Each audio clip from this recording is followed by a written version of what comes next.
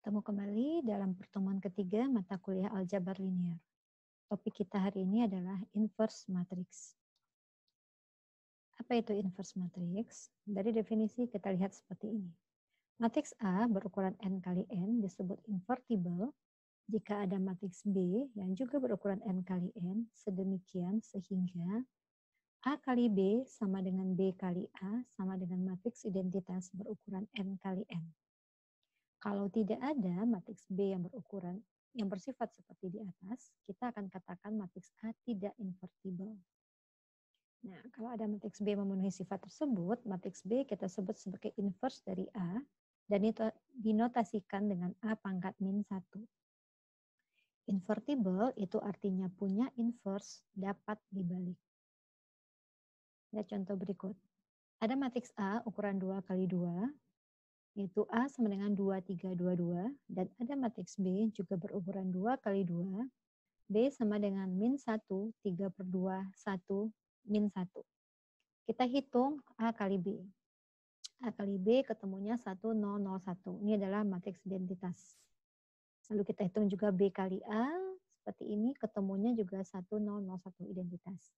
Nah, karena A dikali B sama dengan B kali A sama dengan matriks identitas, maka matriks B yang ini disebut sebagai inverse dari matriks A.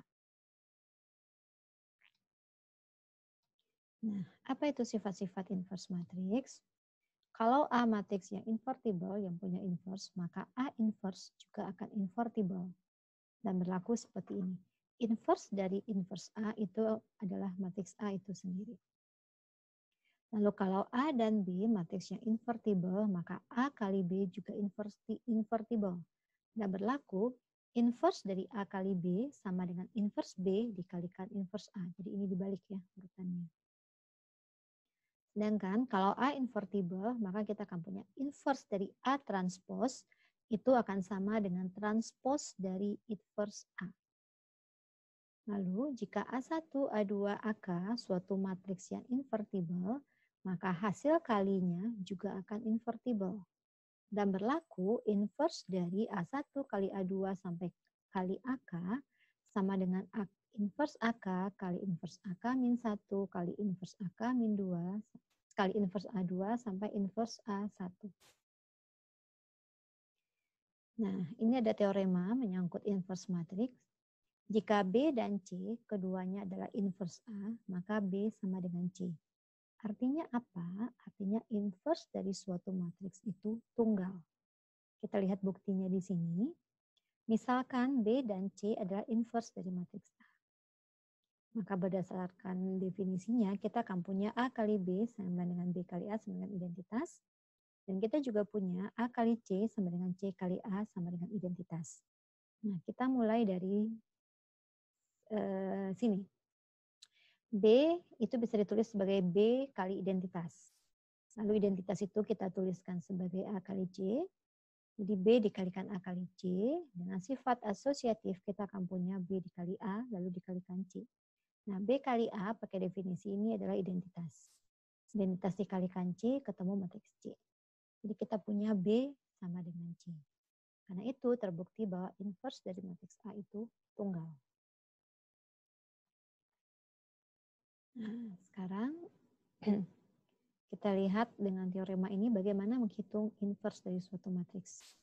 Kalau A 2 kali 2, ABCD, dia punya inverse, itu jika AD min BC tidak sama dengan 0. AD min BC adalah determinan dari matriks A.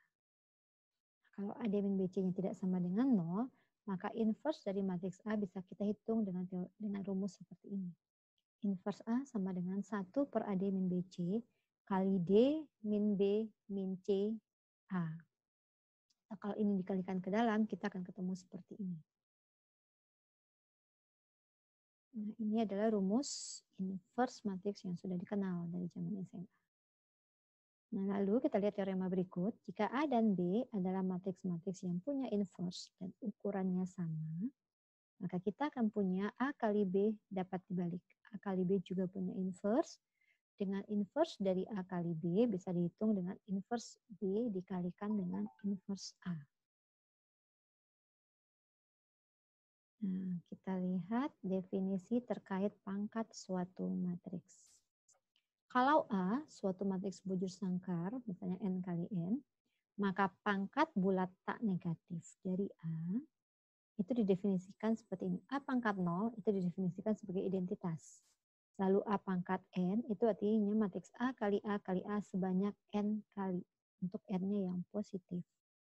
Nah, jika A matriks yang punya inverse, maka pangkat bulat negatif dari A bisa kita definisikan seperti ini.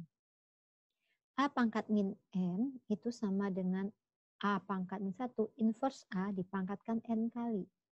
Itu sama dengan A inverse kali A inverse kali A inverse sebanyak N faktor. Nah, teorema berikutnya, jika A sebuah matriks bujur sangkar, lalu ada R dan S suatu bilangan bulat, maka berlaku ini. A pangkat R kali A pangkat S sama dengan A pangkat R tambah S. Dan A dipangkatkan R dipangkatkan S itu adalah A pangkatnya RS. Teorema berikutnya, jika A sebuah matriks yang dapat dibalik, maka inverse A juga akan dibalik. Seperti tadi sudah disampaikan, akan berlaku inverse dari inverse A itu kembali ke matriks A.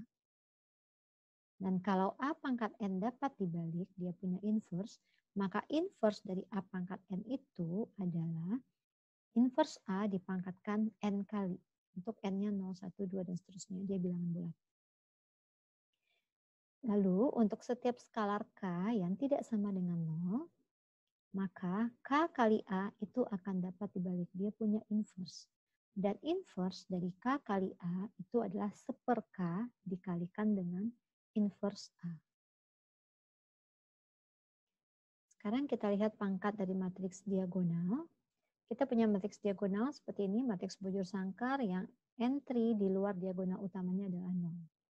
Dan elemen di diagonal utamanya D1, D2 hingga Dn. Nah, pangkatnya untuk D pangkat K itu bisa kita hitung dengan cara seperti ini. Elemen-elemen di diagonal utama akan kita pangkatkan juga dengan K. Jadi dia adalah D1 pangkat K, D2 pangkat K, sampai Dn pangkat K. Nah, inverse dari matriks diagonal ini akan dihitung dengan cara seperti ini. Kalau A-nya matriks diagonal, inverse darinya, dari D, matriks D dinotasikan dengan D pangkat min 1 adalah 1/D1, 0, 0, dan seterusnya. Unsur di diagonal utamanya adalah 1/D1, 1/D2, sampai 1/Dn.